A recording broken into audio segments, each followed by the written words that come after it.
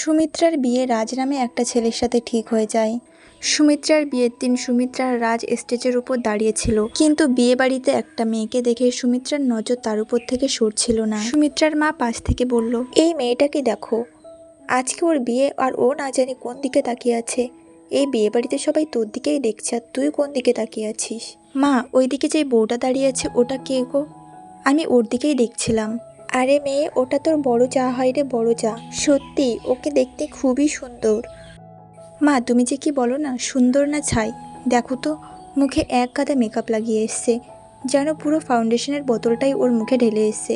আমি কেন, বিয়েবাড়ির সবাই ওর দিকেই দেখছে। নে, এখন তুই থাম, লোকে শুনলে কি বলবে? দেখো তো, ছোট চা হয়ে বড় চায়ের নিন্দা করছে। বিয়ের দিন আর ওসব দিকে মন না দিয়ে নিজের বিয়ের দিকে মন দে তো। আচ্ছা সুমিত্রা, তুমি তোমার মেকআপটা কোথা থেকে করিয়েছো? তুমি পার্লার থেকে মেকআপ করাতে পারোনি? কেন দিদি, তুমি আমাকে হঠাৎ এভাবে বলছো কেন?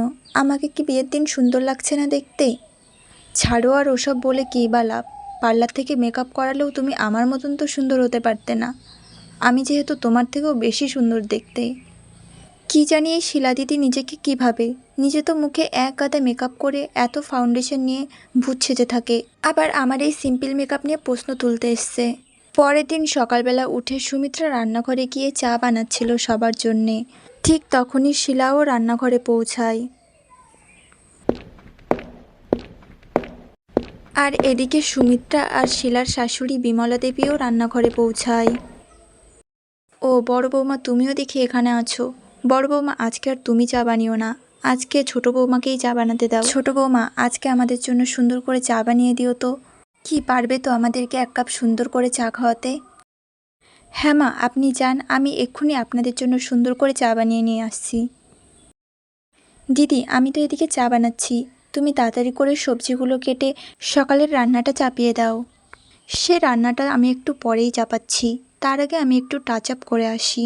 আরে বড় বৌমা, তুমিও না সারাদিন শুধু মেকআপ আর মেকআপ করতে থাকো। এখনও তোমার মেকআপ করার কী বা দরকার? এই ঘরের মধ্যে তোমার মেকআপ দেখতে কেই বা আসবে? মা সত্যি, আপনি যে কি বলেন না, কেউ দেখবে না বলে কি আমি মেকআপ করব না? কেউ দেখলো আর না দেখলো তাতে কি যায় আসে? এই বলে শিলা নিজের ঘরে মেকআপ করতে চলে যায়। এদিকে সুমিত্রা তার স্বামী, শাশুড়ি আর তার ভাসুরের জন্য চা বানিয়ে নিয়ে আসে। আর এদিকে সবাই সুমিত্রার চা খেয়ে খুবই প্রশংসা করতে শুরু করে। ছোট বউ, মানতেই হবে, তুমি কিন্তু চাটা বেশ দারুণ বানিয়েছো। আচ্ছা সুমিত্রা, তুমি এখন যাও আর আমাদের জন্য খাবার নিয়ে এসো, আমরা এখনই খাবার খেয়ে অফিসের জন্য বেরোবো। কিন্তু খাবার তো আমি বানাইনি, খাবার তো শিলা দিদির বানানোর কথা ছিল। কিন্তু শিলা দিদি তো নিজের ঘরে। মা, আমি বুঝতে পেরেছি, ও নিশ্চয়ই নিজের ঘরে মেকআপ করতেই ব্যস্ত। আমরা যে সকালবেলা খাবার খেয়ে অফিসে যাব সেই দিকে ওর খেয়ালই নেই। এখন আমাদের না খেয়ে অফিসের জন্য বেরোতে হবে। থাক, এসব নিয়ে আর কথা বাড়িয়ে লাভ নেই, আমরা বাইরে হোটেল থেকেই খাবার খেয়ে নেব। এরপর রাজার সায়ন না খেয়ে অফিসের জন্য বেরিয়ে যায়। আর এর ঠিক আধা ঘন্টা পরে শিলা তার হাতে করে টিফিন বক্স নিয়ে আসতে থাকে।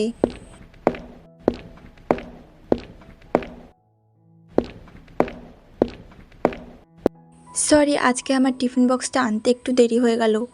ওনারা না খেয়েই চলে গেলেন? চলে যাবে না তো কী করবে, তোমার জন্য কি দাঁড়িয়ে থাকবে? তোমার সারাদিন এই মেকআপ করার চক্করে ওদের না খেয়ে অফিসে যেতে হয়, এটা তো আর নতুনের কিছু নেই। তোমার এত তাড়াহুড়ো করে খাবার বানানোর কোনো দরকারই ছিল না, ওরা হোটেল থেকে খেয়ে নেবে। এই বলে বিমলা ঘর থেকে রেগে বেরিয়ে গেল। আর শিলাও লাঞ্চ বক্সটা টেবিলে রেখে ঘর থেকে রেগে বেরিয়ে গেল। ছোট বৌমা, আমি তোমাকেই ডাকছিলাম, বাজার থেকে কিছু জিনিস আনতে হবে। আমি চাইছি যে তুমি একটু বাজারে যাও। ঘরে সবজি টবজি কিছুই নেই, তাই সেগুলো আনতে হবে। আচ্ছা মা, আপনি আমাকে লিস্ট বানিয়ে দিন কি কি আনতে হবে, আমি এক্ষুনি গিয়ে নিয়ে আসছি। বৌমা, শুধু সবজি আনলেই হবে না, ঘরের অনেক জিনিসপত্রই নেই, সেগুলোও আনতে হবে। আর আমার মনে হয় না যে তুমি একা সেগুলো আনতে পারবে। দেখো না, আমিও তোমার সাথেই যেতে চাইছিলাম, কিন্তু আমার হাঁটুতে যা ব্যথা, আমি ঠিকমতো হাঁটাচলা করতে পারি না। একটু বেশি হাঁটলেই আমার হাঁটু ব্যথা শুরু হয়ে যায়। ওই তো বড় বউ দেখে এদিকেই আসছে।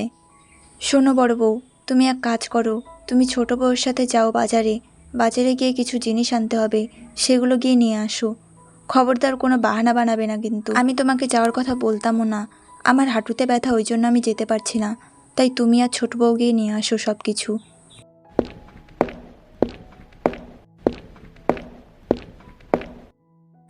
মাও না শুধু অর্ডার দিতে পারলেই বাঁচে, কথার উত্তরে যে হ্যাঁ কি না বলবো সেই সুযোগটাও দেয় না।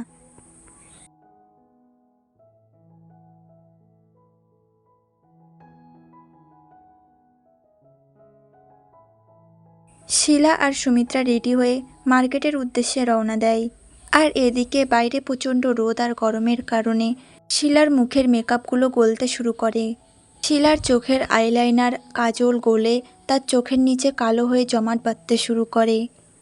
কী দরকার ছিল দিদি সামান্য মার্কেটে আসার জন্য এত বেশি মেকআপ করার? দেখো এখন মেকআপগুলো গলে তোমার মুখের কি অবস্থা হয়েছে। শোনো, বেশি জ্ঞান দিও না, এইসব কিছু তোমাদের জন্যই হয়েছে। বাইরে এত গরম, এই গরমের মধ্যে তো আমার মার্কেটে আসার কোনো ইচ্ছা ছিল না, কিন্তু তোমাদের জন্য আমার মার্কেটে আসতেই হলো। এখন তোমার আর কী কী নেওয়ার সেগুলো তাড়াতাড়ি নাও, বুঝলে? কারণ আমি আর এখানে বেশিক্ষণ দাঁড়াতে পারবো না, তাই তোমার যা কিছু নেওয়ার তাড়াতাড়ি নাও। শিলা আর সুমিত্রা বাজার করে বাড়িতে ফিরে আসে। শিলা বাড়িতে এসেই তাড়াতাড়ি করে বাথরুমে গিয়ে নিজের মুখ ধুতে শুরু করে। রোজ এত এত মেকআপের জন্য শিলার স্কিন নষ্ট হতে থাকে, তার মুখে অনেক পিম্পল হয়ে যায়। তখন শিলা আয়নাতে বসে নিজেকে দেখছিল, তখন বাইরে দিয়ে সুমিত্রা হেঁটে যাচ্ছিল। হঠাৎ সুমিত্রার নজর শিলার উপর পড়ল। আরে, দিদির মুখে এত পিম্পল আর এত দাগ! হয়তো দিদি খুব বেশি মেকআপ করে, এই জন্যই দিদির মুখে দাগ হয়েছে।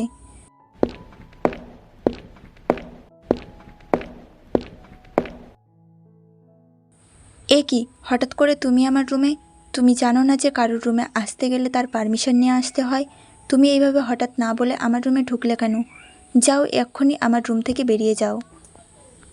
দিদি, আমি এক্ষুনি চলে যাব, কিন্তু তার আগে তুমি আমাকে এটা বলো যে তোমার মুখে এত বেশি পিম্পল আর এত কালো কালো দাগ হয়েছে কেন? তোমার মুখের স্কিনটা তো অনেক বিগড়ে গেছে। আর আমার মতে এগুলো তোমার বেশি মেকআপের ফলেই হয়েছে। মেকআপ করা ভালো, কিন্তু মেকআপ বেশি পরিমাণে করলে এটা আমাদের স্কিনকে নষ্ট করে দেয়। তুমি যদি কিছু মনে না করো তাহলে আমি তোমার ছোট বোন হিসাবে তোমাকে কিছু পরামর্শ দিতে চাই। তুমি আর মুখে এত বেশি মেকআপ করো না। যদি খুব বেশি দরকার হয় তাহলেই মেকআপ করো, যেমন কোনো পার্টি বা অনুষ্ঠান থাকলে সেদিন মেকআপ করবে। আর না হলে তুমি মুখে কিছুই লাগাবে না, শুধু অ্যালোভেরা জেল লাগাবে, তাহলে দেখবে তোমার মুখের দাগগুলো চলে যাবে। সুমিত্রার কথা শুনে শিলা পরের দিন থেকে মেকআপ ছাড়াই সবার সামনে আসতে থাকে। মেকআপ ছাড়া শিলাকে দেখে শিলার শাশুড়ি মা অবাক হয়ে যায় আর শিলাকে জিজ্ঞাসা করে, আরে বড় বৌমা, তোমার স্কিনে এসব কি হয়েছে? তোমার মুখে এত কালো দাগ আর সারা মুখ ভর্তি এত বড় বড় পিম্পল কি করে হলো? মা, এইসব দিদি এত পরিমাণে মেকআপ করার জন্যই হয়েছে।